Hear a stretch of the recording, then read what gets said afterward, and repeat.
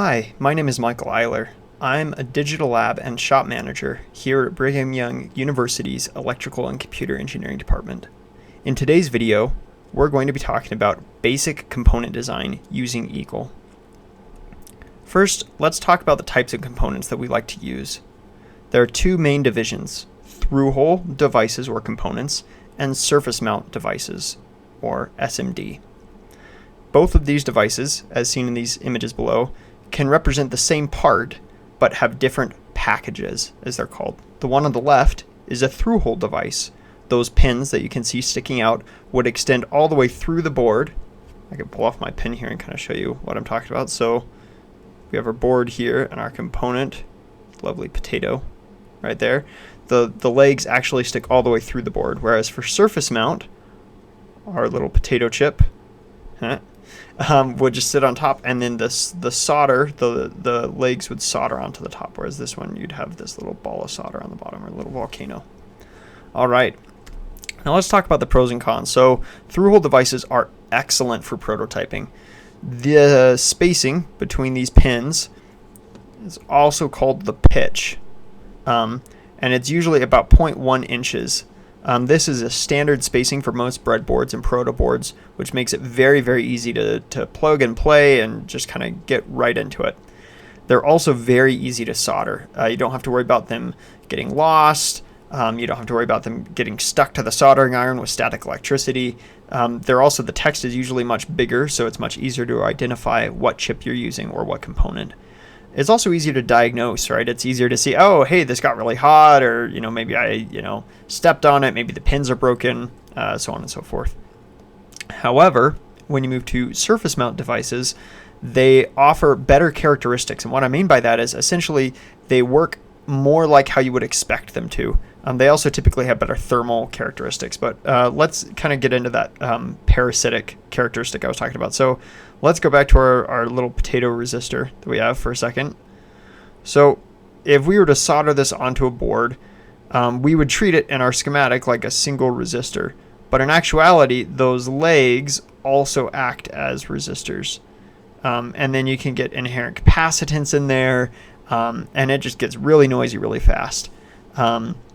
Now, what a surface mount component does instead is, because it's just this small, for a resistor especially, a very small package that's just soldered directly on, that resistance on the side is lower, and you also don't get as much electromagnetic interference in these wires that come up to attach to the resistor. So they have much better characteristics, they're far cheaper, and they're much smaller, which at the prototyping stage isn't a good thing, but when you're mass producing, you want to keep things as cheap and small as possible so your footprint is as light as possible. All right, now let's talk about actually laying components out. Now in Eagle, components are typically made up of two features, symbols and footprints. Both of them describe the same part, but they cover different facets of it. So a symbol is for the designer. It's focused on, information transfer, so it needs to be as clear and succinct as possible, and therefore it can be a little abstract.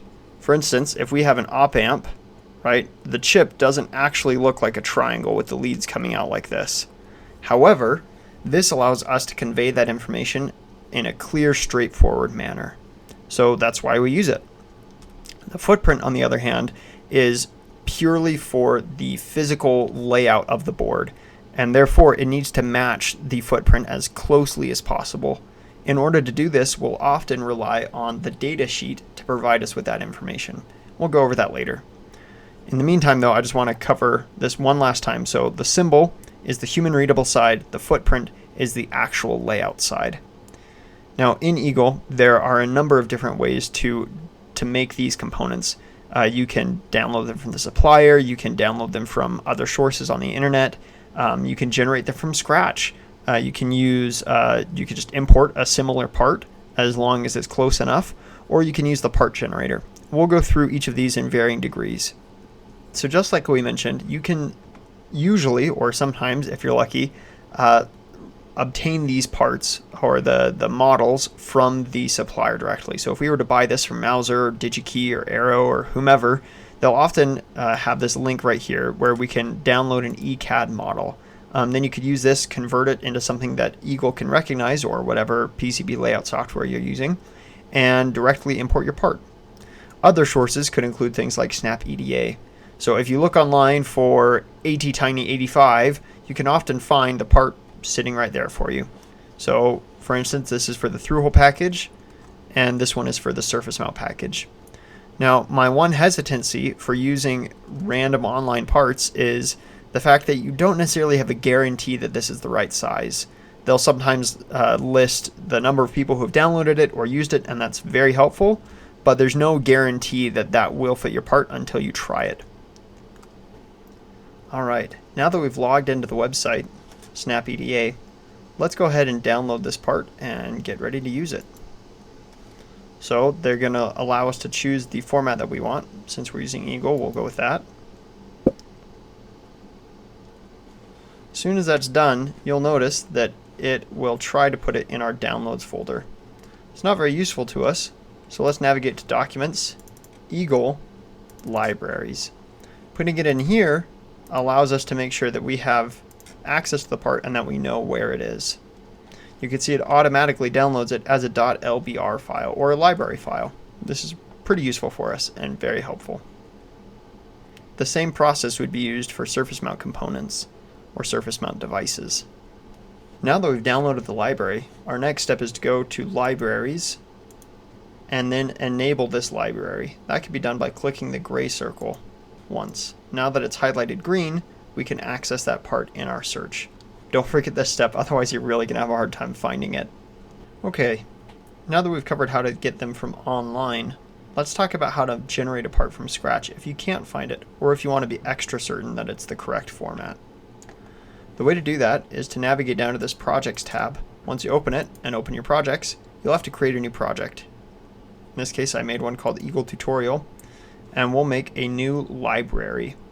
This library is where we can store and generate all our parts. It's especially useful to have a library for each project. That way, if you were to share your files with someone, they have access to not only the design schematic and the design board, but also to the library of parts that you used in that project. After clicking on adding a library, it will take us to the library page. Here we can add a symbol, add a footprint, and then merge the two to make a device. Because all of these parts are going to share the same symbol, in this case, since we're making the same part with multiple footprints, let's start by adding a symbol first. It's going to ask us to give a name for that symbol, and we're going to call it the ATtiny85. It's going to ask us to verify that we really want to make that symbol, which we do, because that's why we're making this video, so we'll hit yes. This takes us to a page that looks very similar to our schematic generation.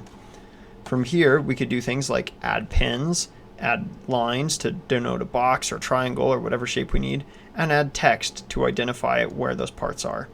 So let's start by adding a collection of pins. So for the ATtiny, I like to use, well, for any pin or any device I'm making, I like to use the short pins. We want that green arrow on the outside. So let's do pin 1, pin 2, pin 3, and pin 4, and then we'll right click twice and do pin 5, 6, 7, and 8. Almost like a dance step. At least that's what it sounds like to me. Now we're going to go to our line tool, and we're just going to make a simple box that goes all the way around. Alright, we can hit escape to get out of this mode. And now let's zoom in and go to these individual pins. Now if we refer to the data sheet, it will help us quite a bit as we select what pins go where. Alright, I've pulled up the datasheet for this ATtiny85 with the specific package that we're going to be using. Now that we have access to the pin names such as reset, GPIO 3, GPIO 4, ground, and so on, we can start to lay this out. First, let's start with this upper left pin. If we right click on it and go to Properties, it'll open this menu where we can edit features such as calling it reset or RST. We can also change this. Well, it's an IO pin, so we don't have to do that. However, for visible, I only want to see the pin. If we were to see both, it would kind of clutter the screen. So we're going to select pin and hit OK. Another way to do this is to use the inspector. When we click this pin in our main menu instead of in the line tool, it allows us to edit these features directly. This one is GPIO 3, or we could just do IO 3. This one is IO 4. Oh, and I need to change the visible for both of these to just the pin. This last one here is ground. And we only want the pin. However, one other change. Instead of it being an IO pin, we want this to be a power pin. This allows us to make sure, it's just an added way to make sure that we remember that this is for power applications, because that's going to be the sink for all of our current. Now on this side, we have IO 0, which could be a little confusing, so maybe we'll do an underscore. No, that might be too much. We'll just do IO 0. Hopefully people understand. That's probably not a good idea, but that's what we're going to do. We're going to do IO 1 and only select the pin, move this back to pin. Almost done here. IO 2, just the pin, and finally VCC. And just like the power, or just like the ground, we're going to denote this as a power pin and set the visibility to just the pin. All right, now that this is done, we can hit save. Although, before I forget, let's add a little text. By using this symbol with the name tool and holding my Alt key, I can move it around. By using this name and value with the, let's see, it's greater than denoter or indicator, it allows us to place these generic name and value texts, which will be overwritten if we provide this component or device with a name or a value later in the design. All right, now that we're finished, let's go ahead and hit save. Now this will bring up a dialog box. We've already named the symbol. What they're asking us to do, if you notice, is to name the library. Now we'll name this Eagle Tutorial. All right, now that this is saved as our Eagle Tutorial library, you can see we have a new symbol, the ATtiny85. Now, in order to make a footprint, we'll click Add a Footprint, and now we need to give it a name. Let's call this Through-Hole Device.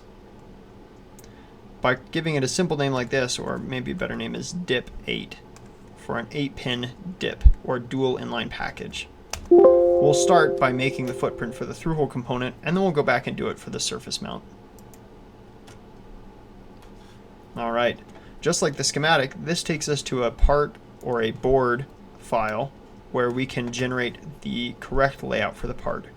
Now we could do this in two ways. The first is from scratch, just by using the pad tool. The second is by using a pad array. We'll go into that in just a second. The first thing we need to do though is change our drill size, because 0.23 or 0.23 inches is far too small for these pins. So let's update that to 0.4. Oh, whoops, too small. 0.4. Oh, I'm in mils. 40 mil. There we go. Much better. All right, now you may be wondering, this grid here is in 50 mil or 50 thousandths of an inch. So because this is a 0.1 inch spacing, we know that we can update, or we can set these every other space. So we'll go ahead and lay them out like that. However, I'm going to start up at the top, and I'm going to change my pad to a round pad. The reason why is it helps me remember that this is not a, let's see, 1, 2, 3, 4, all right. That pin is not related to ground. For ground, I like to use my square pins. I'll go back to the round one. Now here comes the tricky part. So we know that we're 0.1 inches pitch. In order to determine how wide these are, we need to refer to the data sheet again. So, all right, now that we're in the data sheet, we can see that, of course, the spacing between these is the letter E. So we go to the chart and we see that it is 0.1 inch spacing. Now the spacing between is EA. We can see that right here is 0.3. All right, now that we know that it's 0.3 inches apart, we can go back to our board and finish this.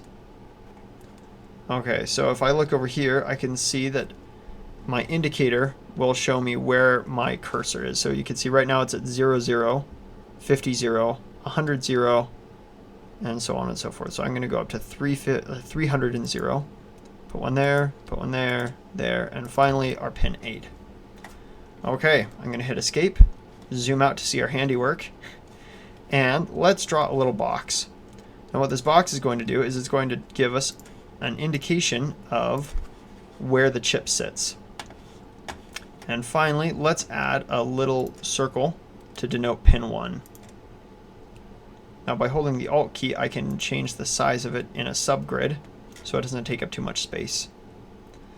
Okay, now notice the order. It was like a U shape.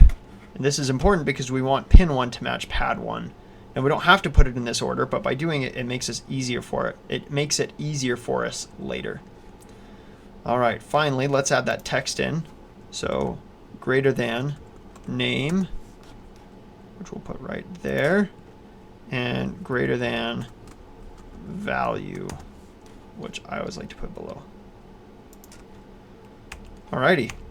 Oh man, I almost forgot.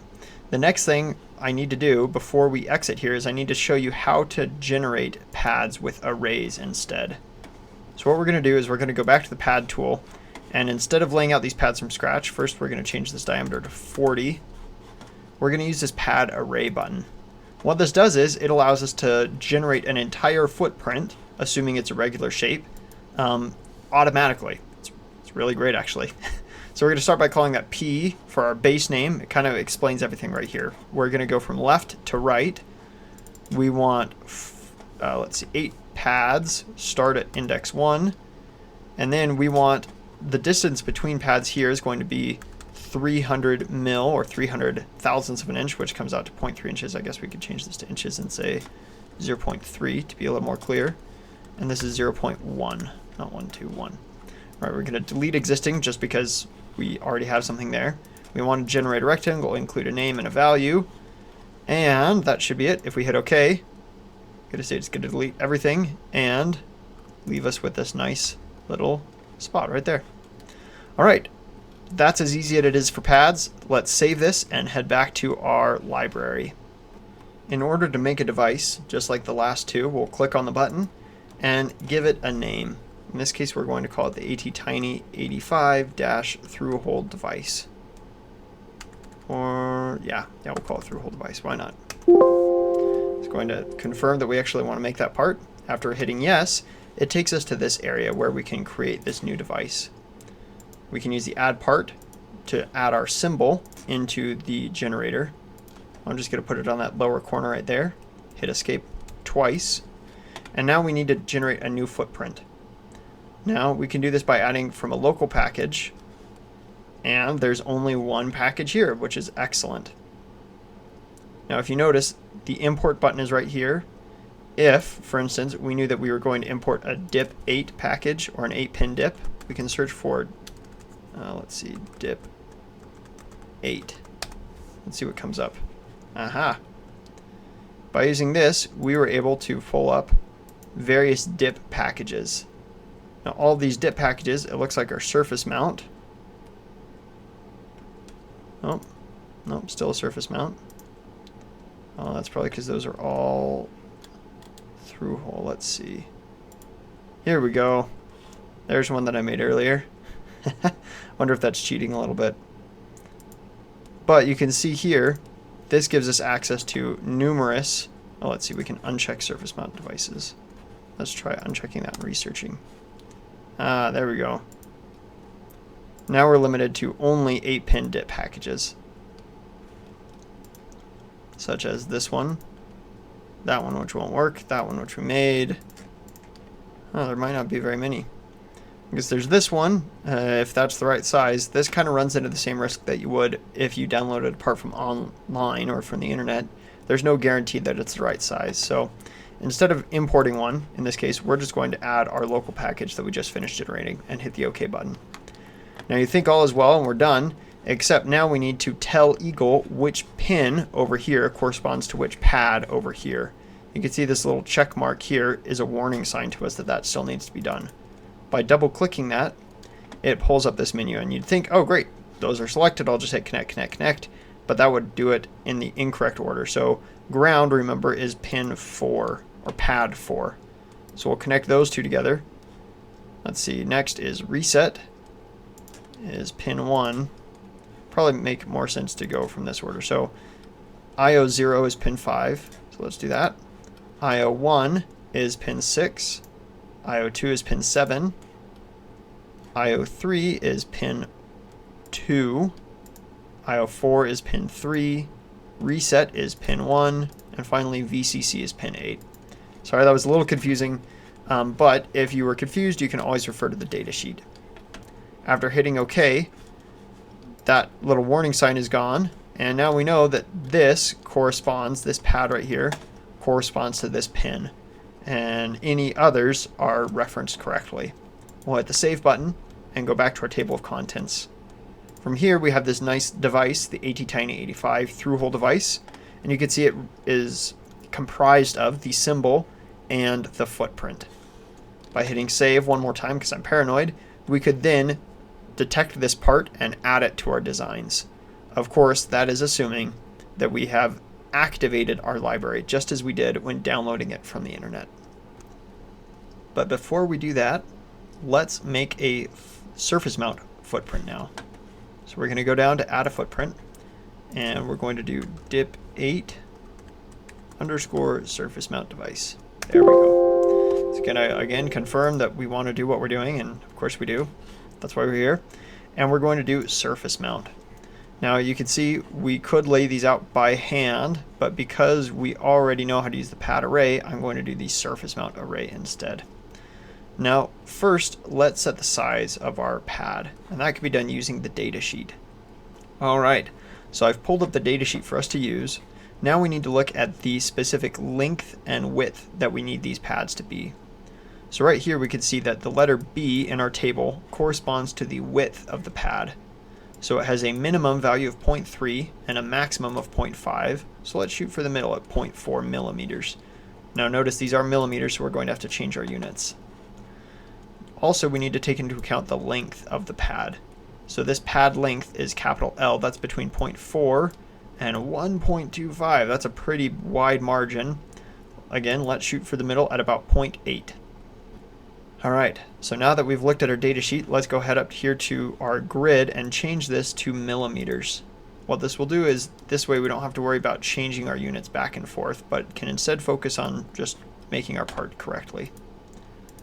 Alright, now they have some standard units here. And let's see if I can remember. I believe it was 0.8 by 0.4. That looks pretty small. I'm going to verify that really quick. Let's see. The width is 0.8 and the length is 0.4, or rather vice versa. The length is 0.8 and the width is 0.4. That looks right. Alright. We can even clean these up a bit.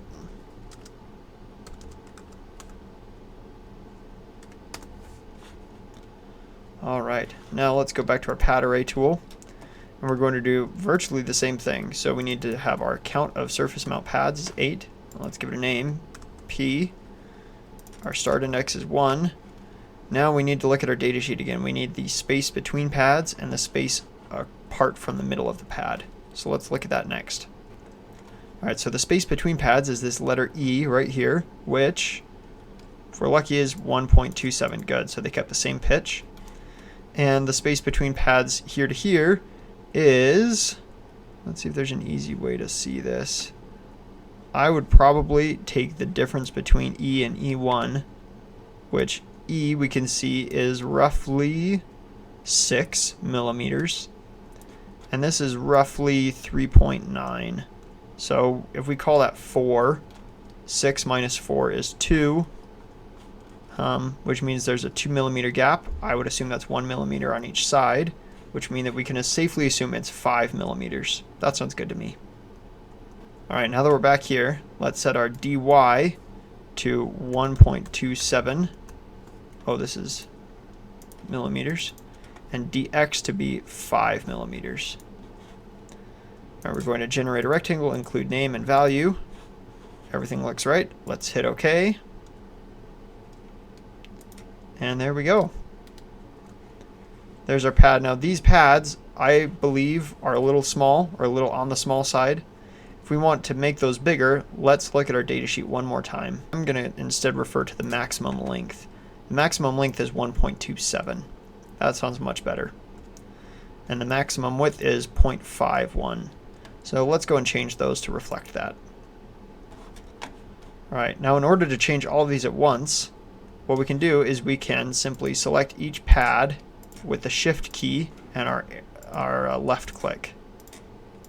So now that I've selected all those, I can go to the change tool and I can go to SMD and I can upgrade this to 1.27 by 0.63.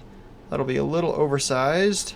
If we click this hamburger at the bottom, it'll allow us to select a custom size. So 1.27 by 0.5, I believe. So let's hit OK. Now let's right click on one of these in the middle and change group. And voila, those are now all updated at once. We can save this part. Now we'll navigate back to our table of contents.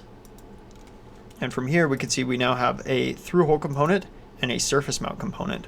In order to incorporate this into our existing device, we can simply edit this, but first let's change the name so it makes a little more sense.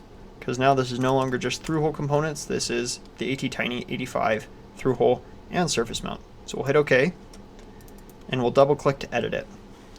Alright, now we've already made it once. We can see that it's checked off, and we have a through-hole package. Let's see if it'll let us rename this. So let's rename it as dip8 underscore through-hole device.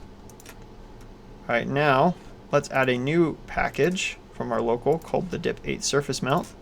We'll hit OK.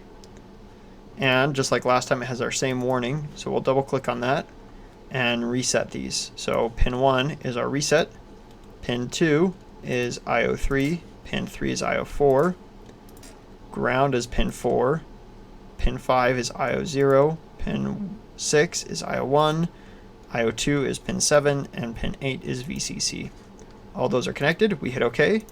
And now both of these variations are ready for us to use. We'll save it, go back to our table of contents, and we can see now this device contains both the through-hole and the surface mount packages. At this point, we'll save our library and navigate back to Eagle, where we can enable this library for use. Before we go back and enable this library, what if I told you that there was an easier way to make both through-hole and surface mount components? In order to do this, we need to navigate back into our device. We can do that by double-clicking. And we're going to add a new package. And instead of importing from a local package, we're going to create it with the package generator. Now this does require you to be logged in to your student account or to have a professional license. However, it's well worth the effort of logging in and generating this. Our first step will be to navigate down through this menu on the left and select the proper package that we're starting with. So we're using a dip, but instead of doing the through hole, let's go ahead and make another surface mount. So we need to scroll down all the way until we reach the SOP package. There we go. That's close enough for us to work. All right, now these indicators or these parameters correspond with information that we can find on the datasheet, and lucky for us, it takes away a lot of the guessing. So let's start by filling out the things we know. We know it's an 8-pin. We know the pad shapes are rectangular. We know that the spacing is 1.2, or the pitch is 1.2, and you can see it even highlights that for us. Min and max, so on and so forth. So let's navigate to our datasheet and look at this first value, E, which corresponds with the width, or the length, I guess, the distance between the outside of those pads. Right, now that we're on the datasheet, we can see the same E here corresponds with a minimum of 5.79 millimeters and a maximum of 6.2 millimeters. All right, we're back at our E, so we're going to change this to 5.2, I think it was, and 6.79. Let me double check that really quick. Oh, 5.79 and 6.2.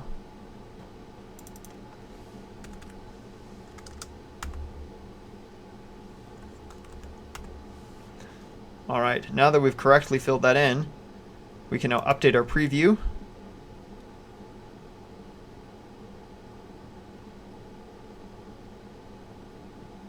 Sometimes it takes a while. And you can see this doesn't look very accurate, mostly because we don't have the other parameters filled in.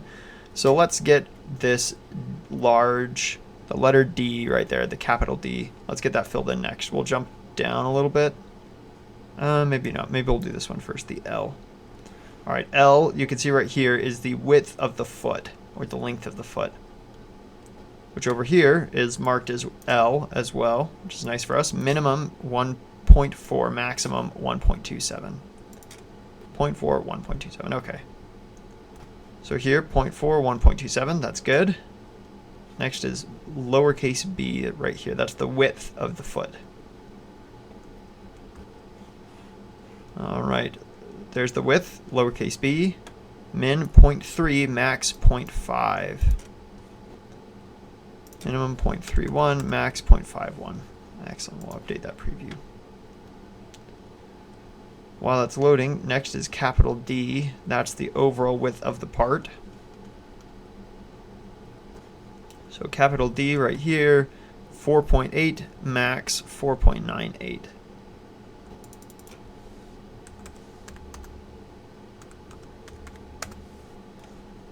Let's update the preview, that'll help quite a bit.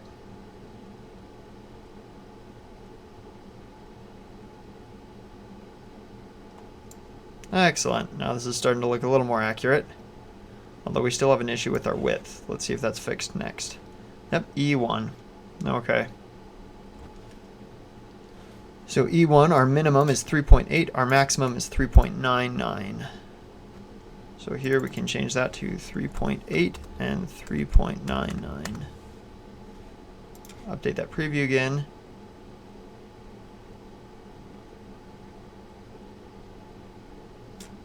Does take a hot minute. But now you can see we're getting much closer to a more realistic looking package. Lucky for us. Alright, next is A, which is the total height of our package. Now if we wanted to include a dip socket, obviously that wouldn't be for a surface mount component. But this is where I would personally edit that. I would make A lot taller to account for that dip socket.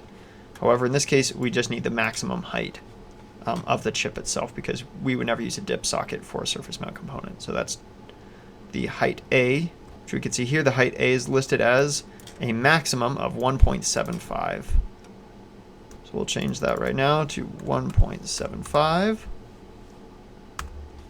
Update our preview again. Meanwhile, we can look for our clearance underneath it, which is A1. So our clearance A1 is listed as a minimum of 0.1, a maximum of 0.25. So let's do the minimum, I think.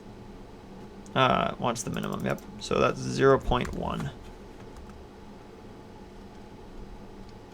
right, at this point, I don't like to use the thermal pad because this chip doesn't have one.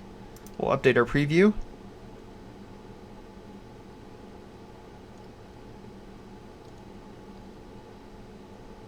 Now, I suppose you could wait to upload the preview until the very end. I like to do it as I'm going just because I like the satisfaction of watching it be a actual component and not kind of garbage. So we'll hit finish, and it's going to generate a package.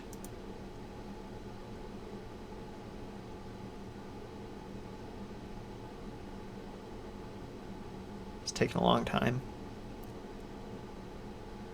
But on the plus side, it also generates a 3D model for us, which is nice, especially if you're going to model a enclosure for this circuit. It's very, very convenient to have the 3D model of the part as well. All right, we need to enter this, so we're going to call it, let's call it the SOP 8. Let's do SOP underscore 8. Downloads, and now all we need to do is assign those pins one more time. So pin 1 is reset, pin 2 is IO3, pin 3 is IO4, pin 4 through 8 is ground, 0, 1, 2, and VCC. We'll hit OK. Now all three of these are available to use, and if you notice, we have our through hole, we have our surface mount, and we have our surface mount with a 3D part, which is very convenient. We'll save this, go back to our library, and now we notice that this device has all 3 footprints associated with it and one 3D package. We'll save this and close our window to go back to our Eagle control panel. Alright, now that we're back in our Eagle control panel, we need to make sure that we select this gray circle right here. By selecting that, it allows us to make this our active library. Oh, there we go. Now that that library is active, we could search for that part and find it. So for example, if we go to our schematic and we turn our grid on, we add a frame just to make this official by typing in FRA. Let's do an A-size sheet of paper, landscape. Click that right there, zoom out a little bit. Now if we search for Eagle tutorial, right there, we'll see that we have 3 available packages for our ATtiny 85. Right, now that we've gone over all of these methods, whether it's downloading from the supplier, from the internet, in general, generating from scratch with or without arrays, importing it from a different library, or using the part generator, I hope that that was helpful and useful for you. Again, I'd like to thank the Electrical and Computer Engineering Department here at Brigham Young University. And I'd just like to extend an offer. If you have questions about this, you're always welcome to post comments or come visit us in the ELC, and we'd be happy to help. Thank you so much, and we'll see you next time.